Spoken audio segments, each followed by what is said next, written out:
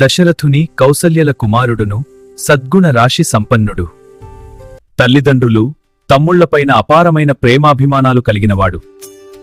కాలాన్ని వృథా చేయకుండా జ్ఞానాన్ని పొందినవాడు. ప్రజల పట్ల వాత్సల్యం కలిగినవాడు. ఒకే భార్య, ఒకే మాట, ఒకే బాణం అనే నియమం కలిగినవాడు. సీతను అపహరించిన రావణుని సంహరించిన ధీరుడు. సీత జనక మహారాజు కుమార్తె. స్త్రీలందరికీ ఆదర్శవంతమైనది.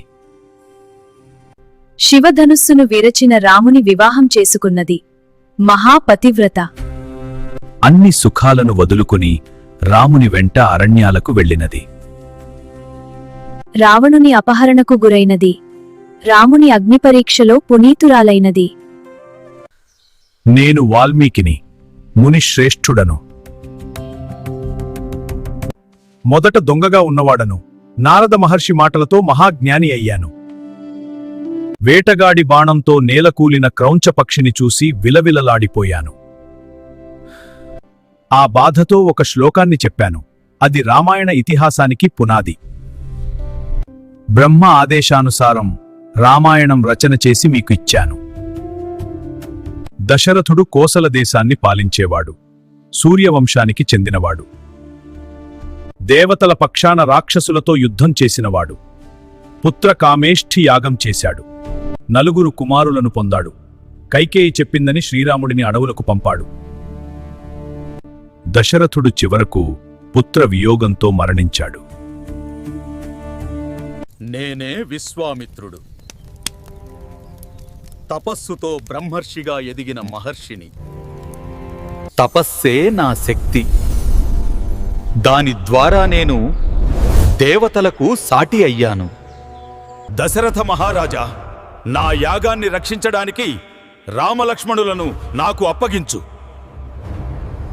రామ, లక్ష్మణ, ఈ బల అతిబల విద్యలు మీకు అపార శక్తిని ఇస్తాయి. రామా, ఈమె అహల్య. నీ స్పర్శతో ఆమె శాపం తొలగిపోతుంది. రామా, మీ వంశచరిత్ర గొప్పది. ధర్మం కోసం నిలబడిన మహనీయులది. రామా, ఇదే మిథిలా నగరం.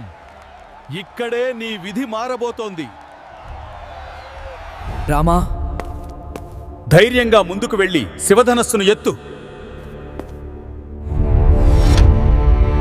ఇది దేవుల సంకల్పం. మీరు ఇద్దరూ కలవడం ధర్మానికి విజయ సూచకం. ధర్మం నిలిచే వరకు నా ఆశీర్వాదం మీతోనే ఉంటుంది. నేను లక్ష్మణుడు. అన్నా, రాముని సేవ కోసం పుట్టినవాడిని. అన్నా, మీరెక్కడికెళ్తే నేను అక్కడికే వస్తాను. మీకు దూరంగా నేను ఉండలేను. అన్న సేవే నా జీవితం. మీ సేవలో ఉండటం నా భాగ్యం. అమ్మా సీత, మీరు నాకు తల్లిలాంటి వారు. మీకు సేవ చేయడం నా కర్తవ్యం. అన్నా, ధైర్యంగా ఉండండి. మనం తప్పక సీతమ్మను తిరిగి తీసుకువస్తాం. అన్నా, ఈ యుద్ధంలో నేను మీకు అండగా నిలుస్తాను. చివరి శ్వాస వరకు పోరాడుతాను. అన్నా, మీరు ముందుకు సాగండి.